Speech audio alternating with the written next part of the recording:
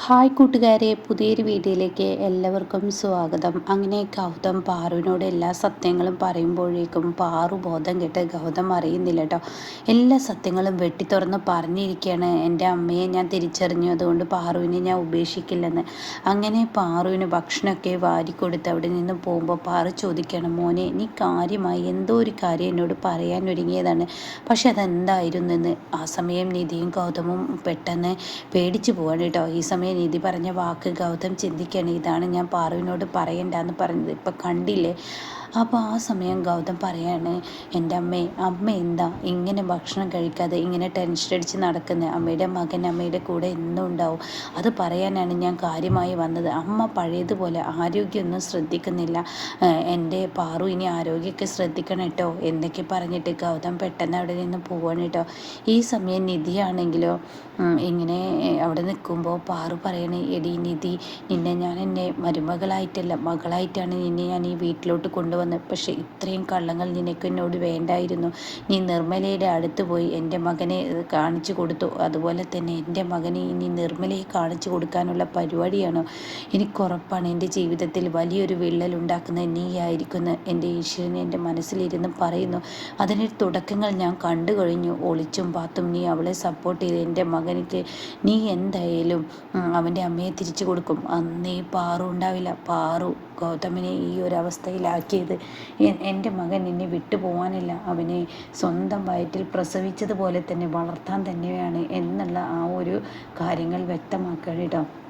ഇതേ സമയം നിധി പറയുന്നുണ്ട്, ഒരിക്കലും എൻ്റെ പാറുവിൻ്റെ ഞാൻ നിങ്ങൾക്ക് ഒരു ദ്രോഹവും ചെയ്യില്ല, എൻ്റെ വായ കൊണ്ട് ഞാൻ ആരോടൊന്നും സത്യങ്ങൾ പറയില്ല, പക്ഷേ എന്നെ ഇങ്ങനെ ശപിക്കരുത്. ഞാൻ ശപിച്ചതല്ല, ഞാൻ കാര്യം പറഞ്ഞതാണ്. കാരണം ഞാൻ നിന്നെ അത്ര സ്നേഹിച്ചിട്ടുണ്ട്, എന്നിട്ടും നീ എന്നെ വഞ്ചിക്കുകയാണെങ്കിൽ എനിക്ക് പിന്നെ വേറൊന്നും പറയാനില്ല. ദൈവം നിനക്ക് ശിക്ഷ തരുമെന്ന് തന്നെ. അത് കേട്ട ഉടനെ തന്നെ നിധി പറയണേ, എൻ്റെ പാറുവിൻ്റെ എന്നെ ശപിക്കരുത്, പാറുവിൻ്റെയാണ് എൻ്റെ ജീവിതത്തിൽ എല്ലാം ഉണ്ടാക്കി തന്നത്. ഞാൻ ഒരിക്കലും ഗൗതമിനോട് ഗൗതമിൻ്റെ അമ്മ ഇതാണെന്ന് പറഞ്ഞ് ചൂണ്ടിക്കാണിക്കില്ല എന്നൊക്കെ പറയാൻ കേട്ടോ. ഇതേ സമയം ഇതിക്ക് ഭയങ്കര സങ്കടമാവുകയാണ്. പാറു പറഞ്ഞ വാക്ക് വല്ലാത്തൊരു വേദന തന്നെ. എന്നാൽ ശിവാനിയാണ് ഒരുപാട് പൂജകൾ പ്രണവ് ചെയ്തത് കൊണ്ട് തന്നെ തൻ്റെ കൈ കൊണ്ടൊന്നും ഭക്ഷണം കഴിക്കാൻ കഴിയുന്നില്ല, സ്പൂൺ പോലും തൻ്റെ വായിലോട്ട് കോരി വെക്കാൻ കഴിയുന്നില്ല. അതോടുകൂടി തൻ്റെ മുന്നിലിരിക്കുന്ന ഭക്ഷണം തട്ടിക്കളയാണ്. എനിക്ക് ഇങ്ങനെ ഒരു വൃത്തികെട്ട ഭർത്താവിനെ എന്തിനു തന്നു? ഈ ഭ്രാന്തനെ എൻ്റെ വേദന കണ്ട് ഉല്ലസിക്കുകയായിരുന്നു അവൻ, രസിക്കുകയായിരുന്നു. അവൻ എന്നെ പൂജ ചെയ്തതിന് മുകളിലൂടെ പൂജ ചെയ്യുകയാണ് ചെയ്തത്. ഇവനെ എനിക്കിഷ്ടമല്ല എന്നൊക്കെ പറയുമ്പോൾ പ്രണവ് കടന്നു വരുന്നു കേട്ടോ. പ്രണവ് ആ ഭക്ഷണം തട്ടിയിട്ട ആ പാത്രം എടുക്കുകയാണ്. അതിലധികം ഭക്ഷണം പോയിട്ടുണ്ടാവില്ല. അങ്ങനെ ആ പ്രണവ് ആ ഭക്ഷണം എടുത്തിട്ട് ശിവാനിയുടെ മുന്നിലോട്ട് വരുമ്പോൾ ശിവാനിക്കൊരു പേടി കേട്ടോ. എല്ലാ സത്യങ്ങളും ഇനിയിപ്പോൾ ഇവൻ അറിഞ്ഞു എന്ന ഭയത്തിൽ നിൽക്കുമ്പോൾ അതെ ഈ ഭക്ഷണം കഴിക്ക്. അത് കേൾക്കുന്ന ശിവാനിക്ക് വിശ്വസിക്കാൻ കഴിയുന്നില്ല. ഇയാൾ എനിക്ക് നല്ലത് ചെയ്യുകയാണോ എന്ന ലെവലിൽ ഇങ്ങനെ നോക്കുകയാണ്. എന്താ വാ തുറക്കാൻ മടിയുണ്ടോ? ഒരാൾ ഭക്ഷണം കഴിക്കാൻ കണ്ട് ബുദ്ധിമുട്ടുമ്പോൾ അതിനൊരു ഉപകാരം ചെയ്തതാണ്. നീ എന്തായാലും ഇത് കഴിക്ക്, ഞാൻ വാരിത്തരാൻ ആളില്ലെന്ന് കരുതി നീ വിഷമിക്കണ്ട, ഞാൻ വാരിത്തരാം എന്ന് പറഞ്ഞിട്ട് പ്രണവ് ഇങ്ങനെ ഭക്ഷണം വാരിക്കെടുക്കുമ്പോൾ ശിവാനിക്ക് ഒരു ആശ്വാസമാവണം കേട്ടോ. എൻ്റെ ഭർത്താവ് എന്നെ സ്നേഹിച്ചു തുടങ്ങിയോ എന്നൊരു തോന്നൽ തന്നിലുണ്ടാവുകയാണ് കേട്ടോ. പക്ഷേ തൻ്റെ ഭർത്താവ് തന്നെ സ്നേഹിക്കുകയില്ല. തൻ്റെ ഭർത്താവിൻ്റെ മനസ്സ് പ്രണവ് പറയുന്നത്, നായ വിശന്ന് വന്നാൽ പോലും ആ നായക്ക് ഞാൻ ഭക്ഷണം കൊടുക്കും. ആ ഒരു സാധനമാണ് നീ. നായയുടെ ഗണത്തിൽ നിന്നെ കൂട്ടാൻ പറ്റില്ല, കാരണം അവർക്കൊക്കെ നന്ദിയുണ്ട്, നിനക്കതില്ല. നിൻ്റെ ലക്ഷ്യം നിറവേറാൻ നീ മറ്റുള്ളവരെ കരുവാക്കി എടുക്കുകയാണ് എന്നിങ്ങനെ പ്രണവ് ചിന്തിക്കുന്നു കേട്ടോ. പിന്നീടാണെങ്കിലോ ഗൗതം ഇങ്ങനെ റൂമിലിരിക്കുമ്പോൾ നിധി വന്നിട്ട് പറയാണ്, ഇപ്പം എന്തായി? ഞാൻ പറഞ്ഞില്ലേ എന്തിനും ഏതിനും എടുത്തു ചാട്ടമാണ് ഗൗതമിന്. ഇപ്പോൾ പാറുവിൻ്റെ അവസ്ഥ കണ്ടില്ലേ? പാറുവിൻ്റെ എന്തെങ്കിലും കടുങ്കം ചെയ്താൽ ഗൗതമിന് അത് സഹിക്കുമോ? സ്വന്തം അമ്മയെ കിട്ടിയപ്പോൾ വളർത്തി വലുതാക്കിയ ആ അമ്മ നഷ്ടപ്പെടുമെന്ന് ഞാൻ എപ്പോഴോ പറഞ്ഞിരുന്നു. സത്യങ്ങൾ വിളിച്ച് പറയുന്നതിന് മുന്നേ തന്നെ ബോധം കെട്ടത് നന്നായി. അപ്പോഴേക്കും എൻ്റെ ടെൻഷൻ കൊണ്ട് അവർ കണ്ടില്ലേ ബോധം പോയതെന്നൊക്കെ പറയാൻ കേട്ടോ. അപ്പോൾ ഈ സമയം ഗൗതം പറയണ, നിധി ഞാൻ ഇതിൻ്റെ സീരിയസ്നെസ് ഇപ്പോഴാണ് മനസ്സിലാക്കിയത്. ഇത്രത്തോളം പാറുവിന് എന്നെ ഇഷ്ടമായിരുന്നു എന്ന് എനിക്കറിയാം, പക്ഷേ അവർ ഇത്രത്തോളം വിഷമിക്കുന്നുണ്ടെന്നുള്ള സത്യം ഇപ്പോഴാണ് ഞാൻ തിരിച്ചറിഞ്ഞതെന്ന് പറയുന്നു കേട്ടോ.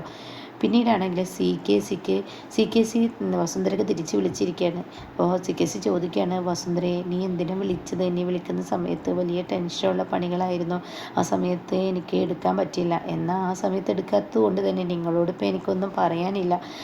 അല്ല, എന്താ വിളിച്ചതെന്ന് പറയുന്നില്ലേ? നിങ്ങൾക്കൊരു ബമ്പർ ലോട്ടറി അടിച്ചു എന്നുള്ള സത്യം വിളിച്ച് പറയാനായിരുന്നു.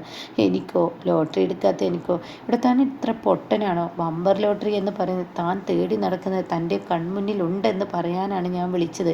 അത് കേട്ട ഉടൻ തന്നെ എന്താ വസുന്ധര പറയുന്നത് എനിക്ക് മനസ്സിലായില്ല. അതെ, താൻ തേടി നടക്കുന്നത് നിർമ്മലയാണെന്ന് എനിക്ക് മനസ്സിലായി. ആ നിർമ്മലയെ ഇന്ന് ഞാൻ കണ്ടു. ആ തങ്ങൾ കേൾക്കുന്നതിനോട് കൂടി ഉടൻ തന്നെ ചോദിക്കുകയാണ്, നിർമ്മലയെ കണ്ടുന്നോ? നിർമ്മലയെ എവിടെ വെച്ചിട്ടാണ് നീ കണ്ടത്? നിർമ്മലയെ എനിക്ക് കാണണം, എവിടെ വെച്ചിട്ടാണ് കണ്ടത്? അതിനെല്ലടോ തന്നെ എന്ന് ഞാൻ വിളിച്ചത്. അപ്പോൾ താൻ ഫോൺ എടുത്തില്ലല്ലോ. എന്തായാലും ഇനി അവളെ സംരക്ഷിക്കണമെന്ന് ആരാന്നറിയോ? ആ നിധിയാണ്. ഓ, അവളെ സംരക്ഷിക്കുന്ന ആ നിധിയാണെന്ന് എനിക്കറിയാം, പക്ഷെ ആ നിർമ്മല എവിടെയാണെന്ന് എനിക്കറിയില്ല. അത് കേട്ട ഉടനെ വസുന്ധര പറയുന്നത്, എവിടെയോ അവൾ സേഫായി താമസിപ്പിക്കുന്നുണ്ട്. എന്തായാലും നിധിയും നിർമ്മലയും എന്തോ ഒരു സംബന്ധമായ ഒരു പ്രശ്നം ഈ വസുന്ധരയെ പോലെ തന്നെ നിങ്ങൾക്കുമുണ്ടെന്നുള്ള സത്യം എനിക്ക് മനസ്സിലായ സി. നിർമ്മല എന്തോ ഒരു കാര്യം പറഞ്ഞ് നിങ്ങളെ ഭീഷണിപ്പെടുത്തുന്നുണ്ട്. അതിന് നിധി തടയിടുകയാണ്. അതുകൊണ്ടല്ലേ നിങ്ങൾ നിർമ്മലയെ അന്വേഷിക്കുന്നത്? സത്യത്തിൽ എന്താണ് നിർമ്മലയെക്കുറിച്ചുള്ള സത്യം എന്ന് വസുന്ധര സിയോട് ചോദിക്കുകയാണ്. ഈ സമയം ഈശ്വര, നല്ല ആളോടാണ് തൻ്റെ സത്യം തുറന്ന് പറയാൻ നിൽക്കുന്നത്. എൻ്റെ സത്യം തുറന്ന് പറഞ്ഞാൽ തനിക്ക് കിട്ടാൻ പോകുന്ന പറയാനില്ല. സി ആ സമയം തന്നെ അവിടെ ഇല്ലാതാക്കും വസുന്ധര. കാരണം അവസരത്തിനനുസരിച്ച് അങ്ങോട്ടും ഇങ്ങോട്ടും മാറുന്ന ആളാണ് വസുന്ധര എന്ന് സിക്ക് അറിയാം. അതുകൊണ്ട് തന്നെ സി അതങ്ങനെ ചിന്തിക്കും. വസുന്ധര വീണ്ടും ചോദിക്കുകയാണ്, അല്ല ഇതെന്താ പറയാത്തത്? നിധി എന്തിനാണ് ഈ നിർമ്മലയെ സംരക്ഷിക്കുന്നത്? ഈ നിർമ്മല എന്ന് പറയുന്ന സ്ത്രീയും നിങ്ങളും എന്ത് ബന്ധമാണ്? അതിനൊന്നും മറുപടി പറയാനാവാതെ ഉടൻ തന്നെ വസുന്ധരയെ, ഞാനൊരു കാര്യം പറയാം. എനിക്ക് നിർമ്മലയെ ഒരു രഹസ്യമുണ്ട്, അത് സത്യം തന്നെയാണ്. പക്ഷേ അവളെന്ന വ്യക്തി എൻ്റെ കയ്യിൽ കെട്ടിയാൽ വസുന്ധരയ്ക്ക് വേണ്ടി ഞാൻ എന്തും ചെയ്യും. എന്തും എന്ന് പറഞ്ഞാൽ എന്തും. ആ നിധി പോലും ഇല്ലാതാക്കാൻ ഞാൻ മടിക്കില്ല. അവളെ ഇല്ലാതാക്കും, അത് ഉറപ്പാണ്. നിർമ്മല അങ്ങ് തീർന്നോട്ടെ, അതിനുശേഷമാവാം നിധിയെ ഇല്ലാതാക്കൽ. ഇതാണ് എൻ്റെ തീരുമാനം എന്നിങ്ങനെ വസുന്ധരയോട് പറയണ്ട കേട്ടോ വസുന്ധര പറയണം, ശരി, ഞാൻ എന്തായാലും അവൾ എവിടെയുണ്ടെന്ന് കണ്ടെത്തി തരാമെന്ന് പറയാം കേട്ടോ. പിന്നീട് കാണിക്കുന്നത് പ്രണവിനെയാണ്. പ്രണവ് ഇങ്ങനെ ടെറസിൽ ചിന്തിച്ച് നിൽക്കുമ്പോൾ അങ്ങോട്ടേക്ക് ഗൗതം കടന്നു വരികയാണ്. അപ്പോൾ ഗൗതം ചോദിക്കുകയാണ് പ്രണവ് എന്ന് പറയുമ്പോൾ പ്രണവ് അവിടെ നിന്ന് പോകാൻ ഒരുങ്ങാണ്. അപ്പോഴേക്കും ഗൗതമിൻ്റെ കയ്യിലുള്ള ഒരു മൊബൈലുണ്ട്, അത് ആ ടെറസിൻ്റെ ആ സൈഡിൽ വെച്ചിരിക്കുകയാണ്. അപ്പോൾ പ്രണവ്, നിന്നോട് എനിക്ക് സംസാരിക്കാൻ ഉണ്ട്. എനിക്ക് ആരുടെയും സംസാരം കേൾക്കാനിടയില്ല. എടാ, ഞാൻ നിൻ്റെ ഏട്ടനാണ്. ഈ വീട്ടിൽ ഞാനും നീയും ഏട്ടനും അനിയനും പോലെ എന്ത് രസത്തിൽ ജീവിച്ചതാണ്. അതൊക്കെ തകർത്ത് നിങ്ങളല്ലേ. നിങ്ങൾ ആ മൂദേവിയെ എൻ്റെ തലയിലോട്ട് കെട്ടിവെക്കാൻ നോക്കിയതല്ലേ. എടാ, അതിൻ്റെ സാഹചര്യം നീ ആലോചിക്കണം. എന്തായാലും ഇപ്പോൾ നീയായിട്ട് തന്നെ അവളെ ഇങ്ങോട്ടേക്ക് കൊണ്ടുവന്നല്ലോ, അതിന് ഞാനാണ് കുറ്റക്കാരി എന്ന് നീ പറയില്ലല്ലോ, കുറ്റക്കാരൻ എന്ന് നീ പറയില്ലല്ലോ. അത് കേട്ട ഉടനെ തന്നെ പ്രണവ് പറയുന്നത്, എൻ്റെ ജീവിതം തകർക്കാൻ നോക്കിയതാണ്. ശരി, ഞാൻ എൻ്റെ ജീവിതം തകർക്കാനല്ല നന്നാക്കാനാണ് നോക്കിയത്. പക്ഷെ നിനക്കത് തകർക്കുന്ന രീതിയിലാണ് തോന്നിയതെങ്കിൽ എന്നോട് നീ മാപ്പ് നൽകി, നീനോട് ക്ഷമിക്ക്. എന്തായാലും ഞാനൊരു കാര്യം പറയാം, നീ ഒരു കാര്യം ചെയ്യേ. നീ തകർക്കാൻ നോക്കിയെങ്കിൽ, നിനക്കത് തെറ്റായി തോന്നിയെങ്കിൽ നീനോട് ക്ഷമിച്ചിട്ട് പഴയ ഏട്ടനെ പോലെ കാണടാ. നമ്മുടെ അമ്മ പാറുവിന് തീരെ വെയ്യടാ. അവരാണെങ്കിൽ വലിയ ടെൻഷനിലാണ്. ഇന്നിപ്പോൾ തലകറങ്ങി വീണു, ഭക്ഷണവുമില്ല ഊണുമില്ല. സ്വന്തം മക്കൾ നായ്ക്കളെ പോലെ കടിപിടി കൂടുന്നത് കാണുമ്പോൾ ഏതമ്മക്കാടെ സഹിക്കുക? ആ അമ്മയ്ക്ക് വേണ്ടി നീ എന്നോട് ക്ഷമിക്കടാ. ഞാൻ ഒരിക്കലും നിൻ്റെ കുടുംബം തകർക്കാൻ നോക്കിയിട്ടില്ലടാ. എനിക്കൊരു തെറ്റ് പറ്റി, നിൻ്റെ നല്ലതിന് വേണ്ടിയാണ് ഞാൻ ഓരോന്നും ചെയ്ത്.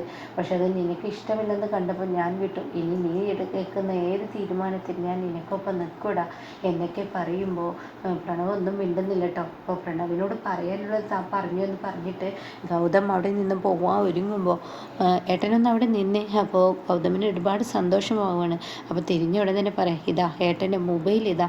അപ്പോൾ അതിന് മുന്നേ ഗൗതം പറയുന്നുണ്ട്, നമുക്ക് രണ്ടുപേർക്കും ഒരുമിച്ച് ഓഫീസിലോട്ട് പോവാം എന്നൊക്കെ പറയുന്നുണ്ട് കേട്ടോ.